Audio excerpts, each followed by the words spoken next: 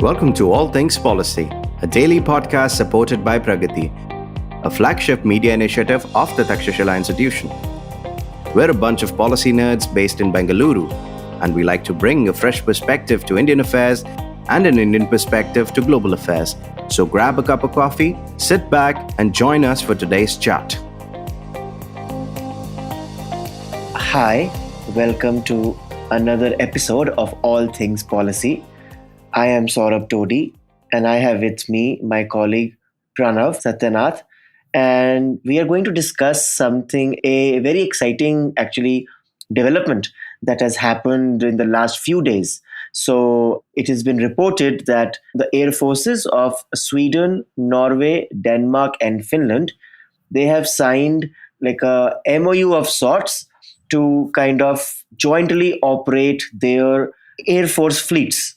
And I think this is, very broadly assumed to be a response to concerns regarding their security that has been raised, as a consequence of the Russia-Ukraine war that is going on right now. So without much ado, Pranav, how significant is this development?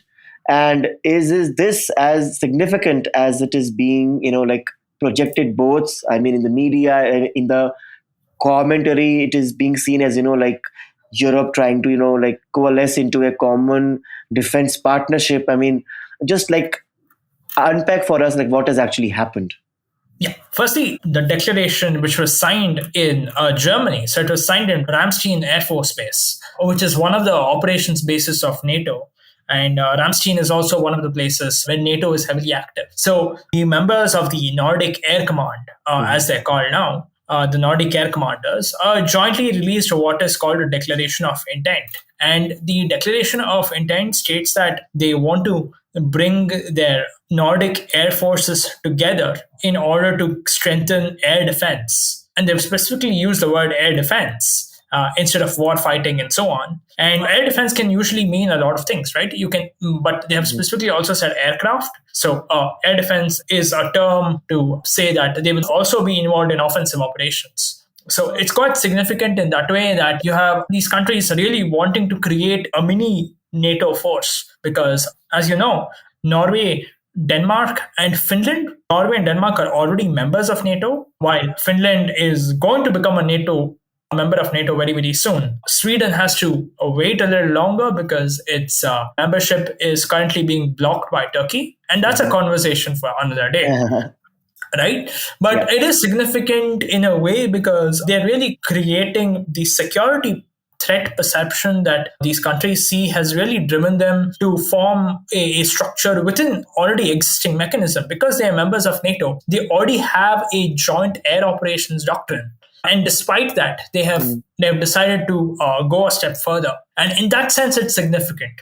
It is also not very significant because what they are saying is that they'll just combine their air operations. They're not going to create a single unified air force because air forces are not simply jets that go to fight. Your air force involves an entire fleet of aircraft that involves supporting ground operations, right? The ultimate goal is for your armed forces to perform as a one single machine. So having a one single air force, a joint air force in that sense, creates a lot of problems for individual doctrines and strategies. So here they're only talking about combining all their fighter forces to about more than 200 aircraft and creating an air defense force that is potentially this really thickened wall that any adversary, by which we mostly mean Russia, right?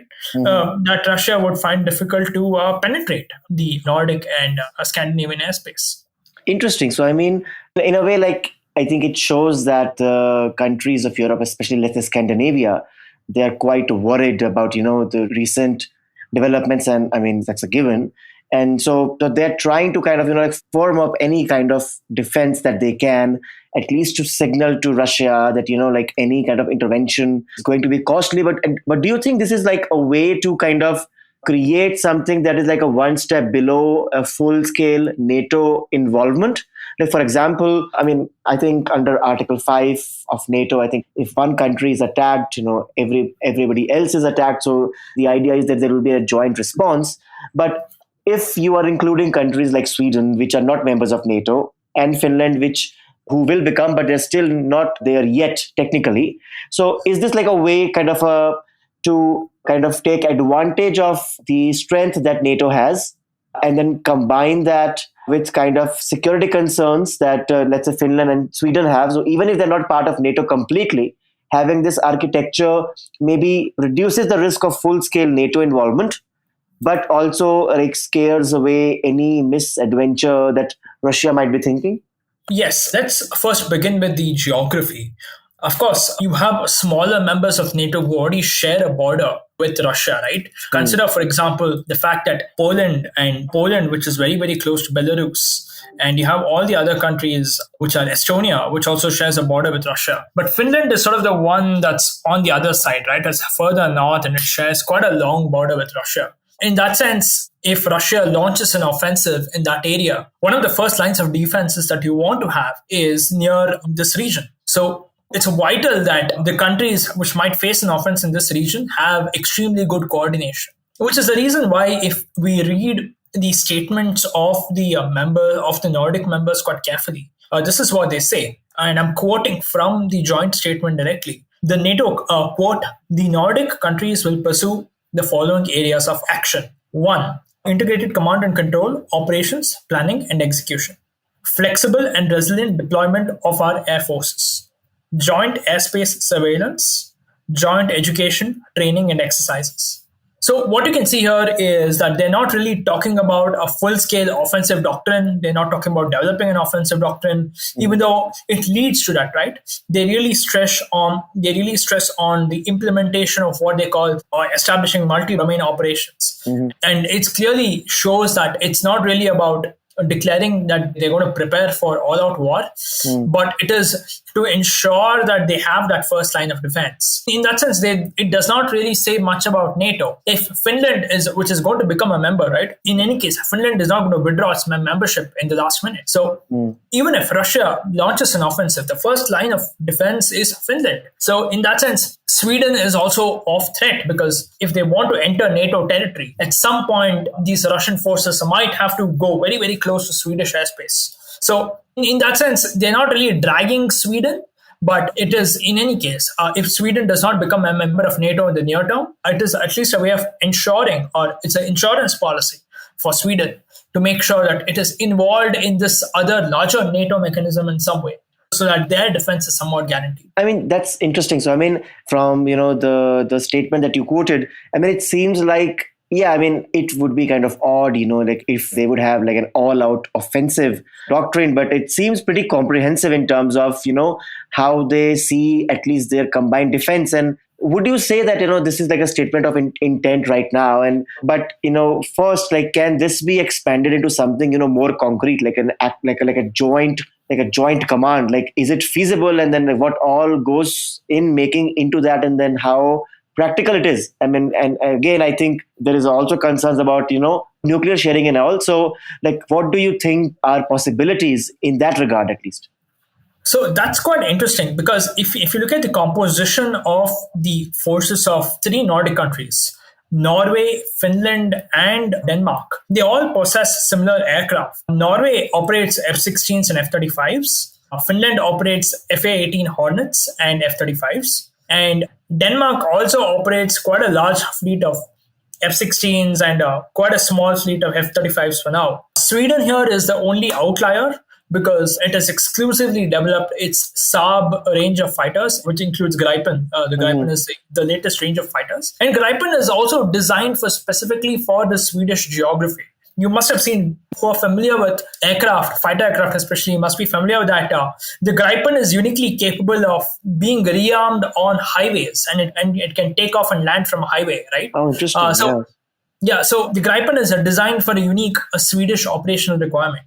But it wouldn't really make much of technical difficulty in ensuring coordination. Now, of course, having integrated operations is very difficult. Because how are you going to ensure that each of your air forces have enough supply? You have to consider logistics. You have to consider the transportation of your logistical support force. How are you going to how are you going to ensure that you're going to have enough munition stockpile? Now, these are small technicalities that they will eventually figure out. Now, these are complex issues, but it's not something that they can't figure out, right? They will eventually figure out. So at an operational level, it wouldn't be difficult for them to have a joint coordination, but it's not a command. When we talk about a command, we're really talking about integrating your army, navy, and the air force together. And because they already come under NATO, now NATO already has a joint force to fight, and they have a joint doctrine to fight. So if and when Sweden becomes a part of NATO, it will automatically be integrated into this command structure where NATO will definitely, where Sweden and all these countries will definitely have a say. But what is interesting here is it is leading to some sort of a doctrine. It is called as the Joint Air Defense Concept, and specifically they call it Air Defense Operations Concept. And that's quite interesting because they stress on defense. And usually when we talk about air defense, we primarily mean to say ground-based SAMs and we talk about interceptors in the air. We're not really talking about joint strike fighters, right? So what do they mean by air defense will really depend on how they define what air defense is and what are the limitations of these missions. And it's really very, very early for us to tell. The second part of your question is about nuclear sharing. Yeah. When Sweden and Finland put up their membership, one of the arguments was, are they going to become countries to host nuclear weapons? Because Sweden especially has a very, very strong disarmament sort of policy, right? Even though Sweden did not support the Nuclear Ban Treaty or TPNW, the culture of anti-nuclear movement in Sweden is quite strong. Sweden is also a country which had a nuclear program that gone as far as designing components for the nuclear warhead, but eventually gave it up because the mentality of the entire political system in Sweden changed. So none of the NATO countries, none of the Nordic countries mentioned here will actually have American nuclear weapons. There are, as of now, nuclear sharing within NATO is only among Belgium, Germany, Italy, Netherlands, and Turkey. Now, technically, the F-35 has been tested with the B-61. So it is theoretically possible that someday in the future, Finland might carry F-35s with B-61 nuclear bombs. Denmark might carry F-35s with B-61 nuclear bombs. But these are very theoretical assumptions. As of now, the statement of intent makes it clear among NATO, makes it clear that nuclear sharing will not really be expanded. So I don't see a problem there on the nuclear sharing side. Okay. Stay tuned to All Things Policy. We'll be right back after a short commercial break.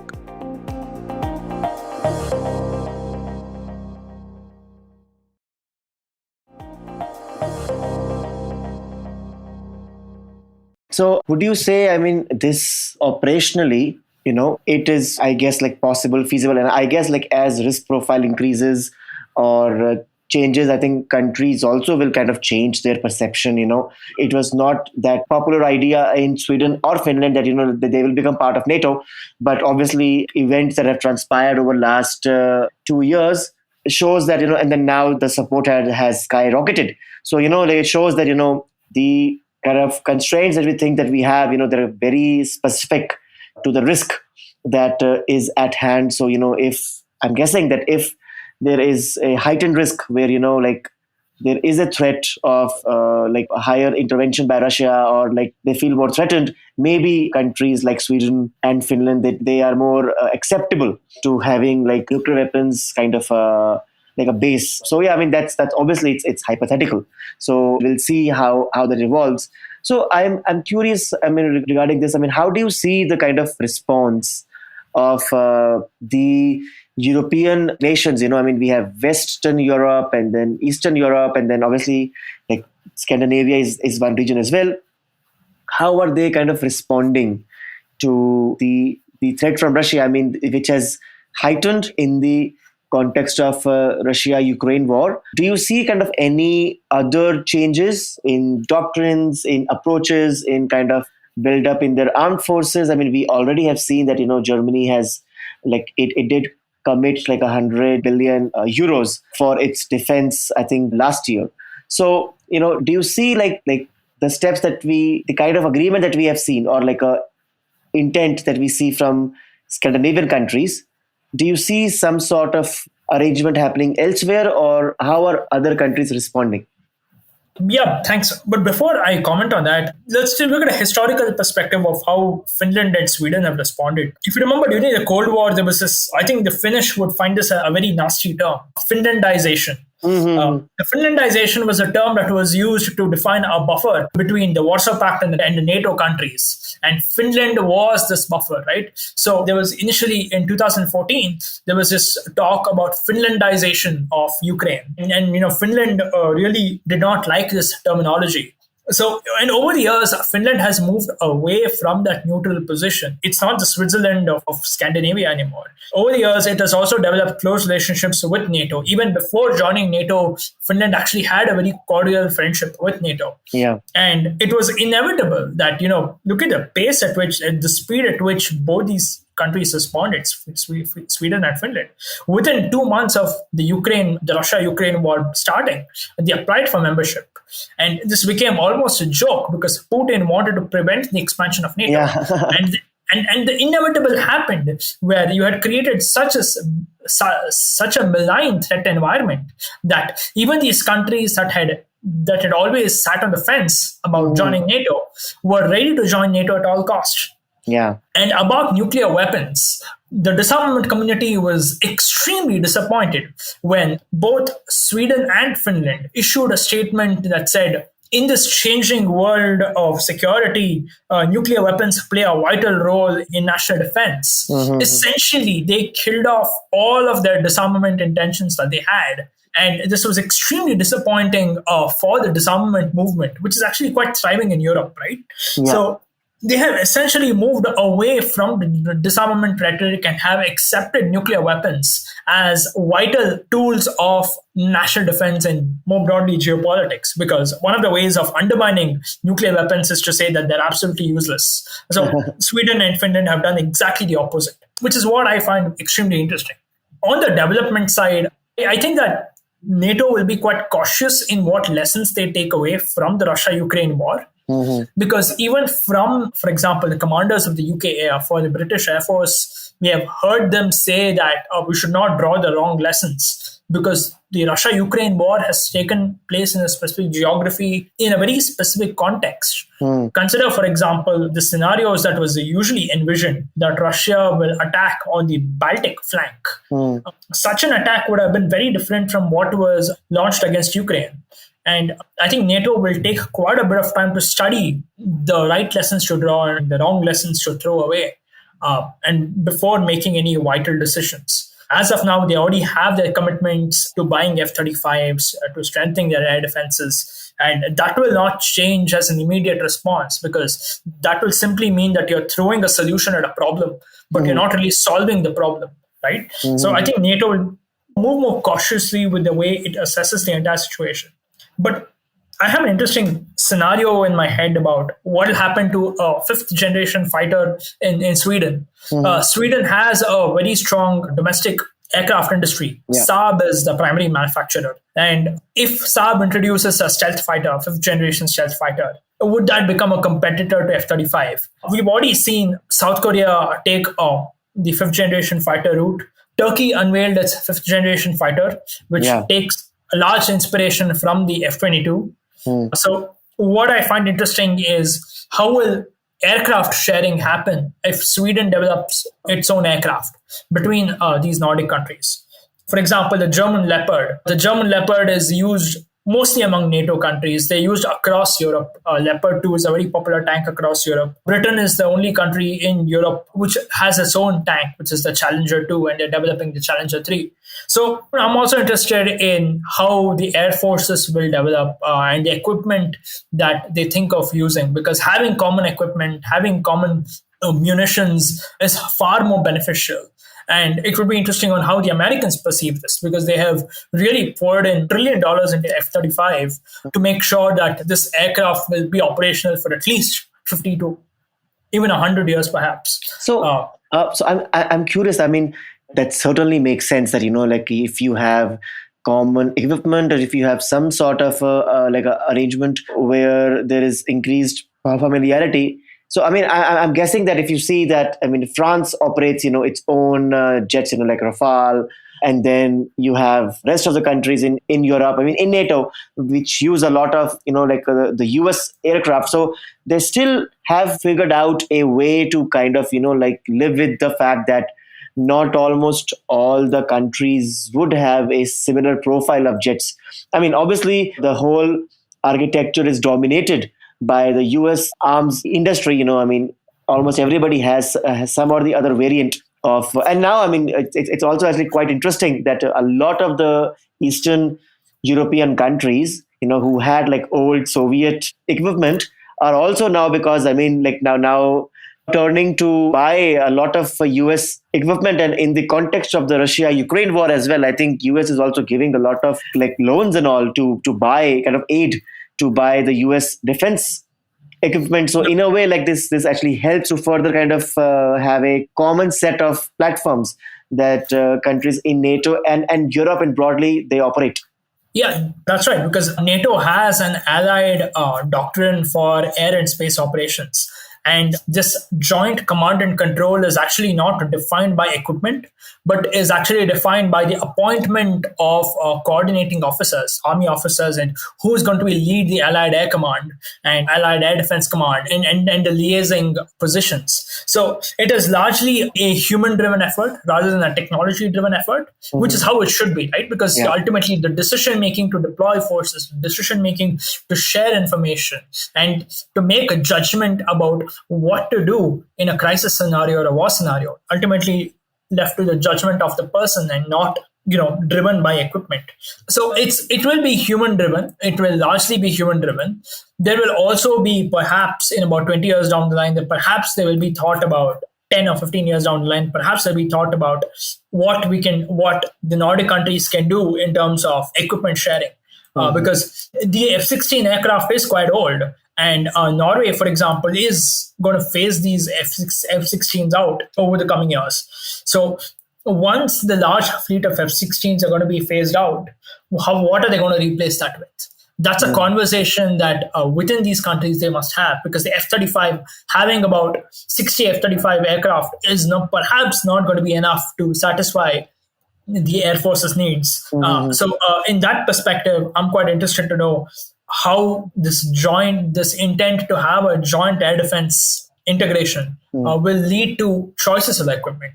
Yeah, that's fair. I mean, I think the news is quite exciting. So, it is generating a lot of, discussion and kind of like, and, hypotheticals. I mean, both among the defense enthusiast experts and, government. So it certainly is a fascinating development, but it's always always good to like take a step back and reflect beyond the headlines.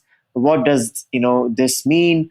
How crucial it is? How important of a step this is, and how feasible of a step this is. So thanks a lot, Pranav, for being here and talking about a very fascinating development.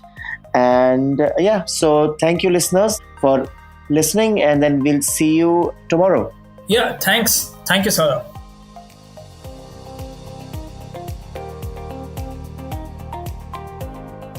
If you liked our show, don't forget to check out other interesting podcasts on the IVM network. You can tune into them on the IVM Podcast app, ivmpodcast.com, or wherever you listen to your podcasts. You can also follow IVM on social media. The handle is @IVM Podcasts on Twitter, Facebook, and Instagram. And hey, if you'd like to dive into Takshashila's research on technology, strategy, and economic affairs, check us out at our Twitter handle @TakshashilaINST or our website takshashila.org.in.